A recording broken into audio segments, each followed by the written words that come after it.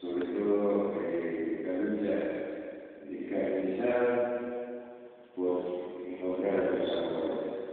Realmente nos emociona muchísimo